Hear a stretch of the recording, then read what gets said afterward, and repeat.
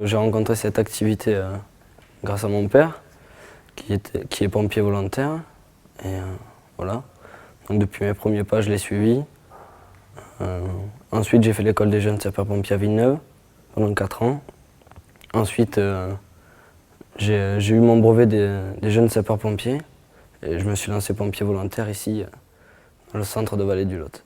Quand mon frère, lui, a fait les jeunes sapeurs-pompiers, et donc j'allais le voir de temps en temps, ça m'a de suite plu, quoi. Ça m'a fait le rêve des pompiers, quoi.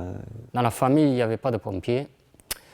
C'est par un collègue pompier qui a travaillé chez nous. Et un jour, il m'a demandé, il m'a dit, on cherche un pompier, est-ce que ça t'intéresse de... J'ai dit oui, sans savoir ce que c'était. Voilà. La première fois, c'était en face de l'école, ils faisaient le plein au poteau. J'étais petit, hein, et c'est là que j'ai eu le déclic, hein, comme beaucoup de petits garçons, quoi. C'est la grande échelle, c'est le camion rouge. Tout a commencé quand j'étais sur Paris. J'avais 2 beaux-frères, oui, qui étaient donc sapeurs volontaires. Et j'ai voulu rentrer, donc j'ai fait tout ce qu'il fallait. Et là, m'annonce qu'il faut donner 96 heures de garde minimum par mois. Donc moi, pas de souci, malgré mon boulot.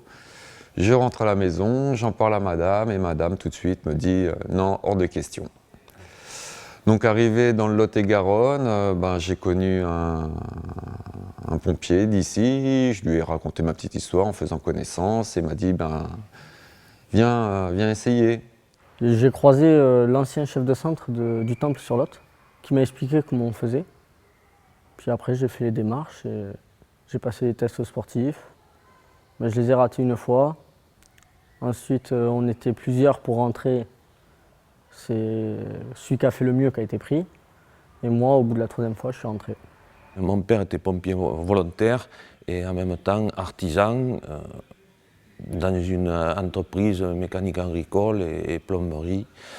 Donc j'ai pris la suite en 93 et j'ai pris la suite de tout, on va dire, pompier et artisan. Je suis devenu pompier parce que j'ai toujours voulu faire ça, depuis tout petit. Voilà, j'avais un oncle qui est pompier, qui m'a amené voir les camions. Après, quand j'étais petit, voir les films comme Backdraft ou La Tour Infernale, ça accentue la chose. Bon, en grandissant, je me suis rendu compte que c'était de la fiction, mais voir les documentaires, voilà, ça m'a donné envie. J'ai connu les pompiers grâce à mes grands-parents, qui habitaient à côté d'une caserne, suivi après de l'entrée au corps de mon père. Donc après, j'ai vécu un peu dans ce milieu. Et ensuite, j'ai mon petit frère qui a pris également cette maladie, quoi. J'ai rencontré ce métier par hasard. Je travaillais pas loin d'ici. Et il y a un pompier qui venait, André, qui passait régulièrement chercher du matériel. Et puis un jour, voilà, au comptoir, en discutant, j'apprends qu'il est pompier. Et je lui pose juste la simple question, mais tiens, comment on fait pour rentrer chez les pompiers volontaires?